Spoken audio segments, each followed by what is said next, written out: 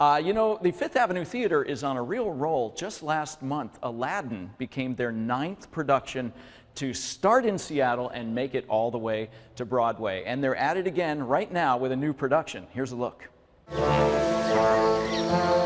Most people know A Room with a View as an art house film from 1985. But if the folks at the Fifth Avenue Theater have their way, the stage might just be its next great calling card. In many ways, it's sort of like Downton Abbey, the musical. There you go. David Armstrong is the artistic director at the Fifth. Though the book A Room with a View came out over a century ago, he was surprised no one had adapted it into a musical form. Well, I'd always thought it was a great idea for a musical, and I was sort of surprised that nobody had done it because it's such a classic romantic story, and so many people remember the movie from the 1980s, the Merchant Ivory film. The book that was written, way back in 1908 would sort of set the pattern for what a rom-com is supposed to be. So this wonderful romantic comedy seemed just really ripe to be turned into a musical. Come now, fools! Perhaps the most talked about part of the production is when 3 of the cast members must bear all.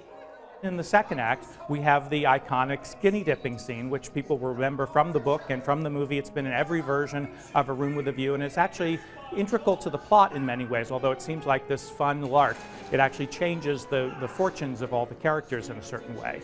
So we had to put that on stage. I swallowed a pollywog! And we have to find a way to put them in the pool without their clothes on and have it be fun and delightful and innocent the way it is in all the other versions. Though the scene was tough to pull off, it's just part of the challenge of starting a show from scratch.